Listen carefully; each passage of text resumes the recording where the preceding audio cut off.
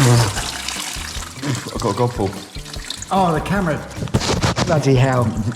Hello, in today's video we're finishing off the very simple servicing work on Gilroy. Who is Gilroy? Gilroy is my 1998 BMW 7 Series which used to be owned by my grandpa. Having let the car sit around for a few years, we're in the process of giving it a refresh-duration with the end goal of driving it 140 miles north to Harrogate, which is in Yorkshire. Why? Because Harrogate is this car's hometown and we're taking it back to the original supplying dealership. Because we can, really.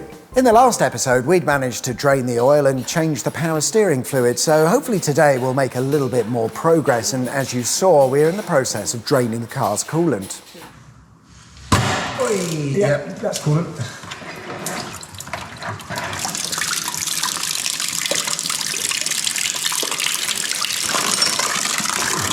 Coolant coming out here, and here, and here.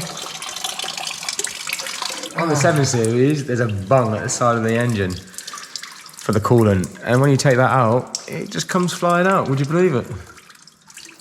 Time for the engine oil, and it's 7.5 litres for this car, so we'll bang all of this in, and then some more. I hate these little things.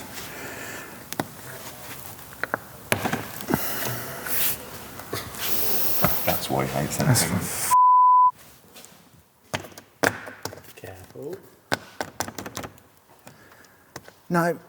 No, f*** off.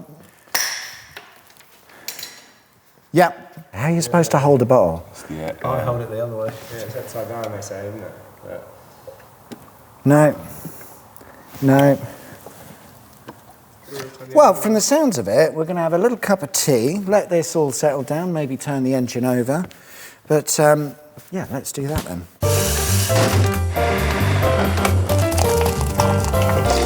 How's your coffee, mate? Yeah, not too bad. How's yours? It's brilliant, because I made it. Guys, let me introduce you to Javis, the man behind Northamp's MX-5. He's the only man crazy enough to take on the 7 Series project. What do you think of the car? The car in itself, really nice car. I have enjoyed working on the car. I do enjoy the older BMWs, especially sort of that era of BMWs where it's the 7 Series, the E30s. Your bread and butter, though, is probably more MX-5s, because the company is Northamp's MX-5. Is that what you're doing day to day? That's correct. Predominantly all our work is MX-5s for the most part. However, we do work on other models and makes. It all actually started when, I hate to say it, but right back when the COVID all started five years ago now. Basically, I had no other choice but to move on and actually make a business out of the MX-5s, and started from the ground up, started on the driveway, and now we're in our 4th unit, and we're about 4.5 years in, and yeah, it's been a pretty amazing journey, to be honest. There's a couple of things that I can do really, really well. One of them is fix MX-5s, and the other one is drive the shit out of them. It's, again, one of the things that actually started the company off in the first place was the motorsport stuff behind it and the drifting that I was doing and things like that. But yeah, you'll probably cut to a shot of me doing something right now.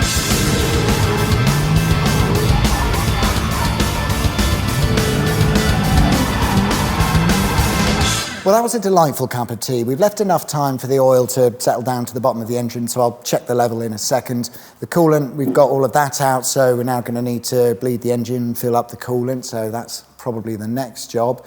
And then we'll move on to all the other bits. We're just going to run the car up to temperature and run the coolant through. We've got the interior heater set on full, so hopefully it circulates everything through. And well, we're going to try and bleed the coolant out, and we'll also check the oil level again in a few moments. But sweet as. We're going to give the rear differential some attention. We're going to change the fluid, but more importantly, it had a leak anyway on this plug here. So I've got new plugs to go in, which have the seals on them already. So hopefully that'll fix our problem. If nothing else, we get a nice change of fluid. Oh.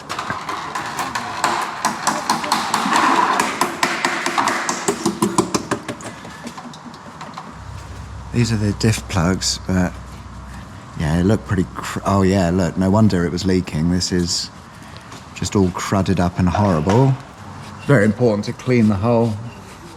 After you've had fluids leaking out of it. A new plug to go in the diff. Yeah, literally.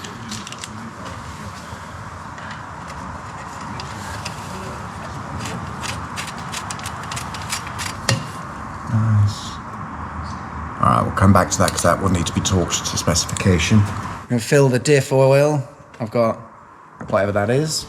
It's quite easy to get the right quantity of diff oil. Simply fill it up until it starts to leak out of the fill hole. I think it's something like 1.7 litres in total, and using a syringe makes it super easy. Or it would if this wasn't a £4 Amazon job. It's painstakingly slow to push the oil out, and you probably can't see that the oil is also leaking out, running down my arm and into my mechanic's onesie.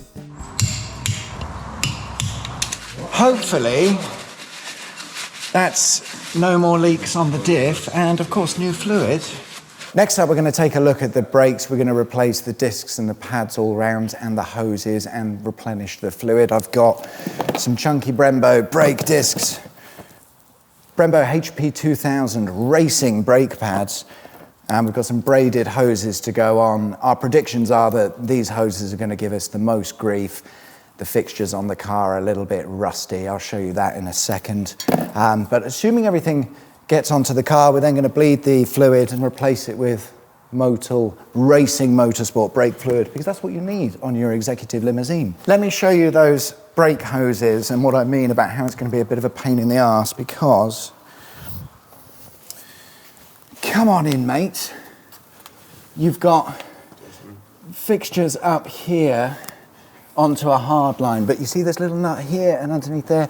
We have to get those undone somehow, and then of course the one on the rear of the caliper. So the plan is to replace these hoses all round, but if anything's rusted to buggery, it's going to be those mounts and fixtures. So the professional mechanics are going to take a look at that. Next pain in the arse is the front caliper carrier bolts, which have all the seized into the car. So we're just getting the big ducker out, and hopefully that will do the job. On a wobbler.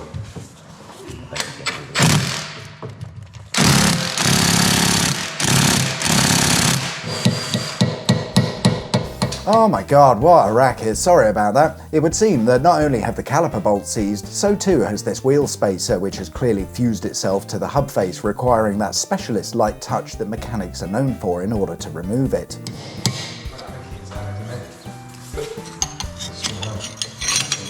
Beautiful. Wheel spacers are for f***ing idiots, don't do it.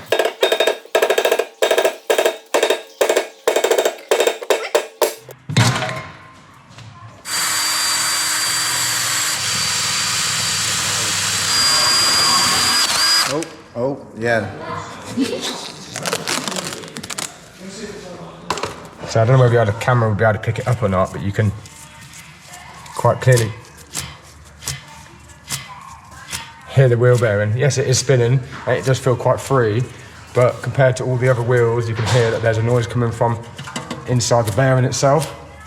And you said driving it, you were finding a noise, so I would definitely say that wheel bearing's on its way out for sure. Definitely not a nice noise, not a noise that should be there for sure. So. Hooray! This is the moment where things could become a bit of an arse to sort out as we attempt to remove the old brake hoses from their rusty mountings. What do you reckon, Tim?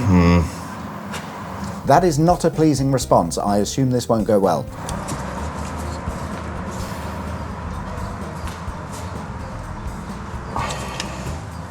It's going to round off that top one, mate.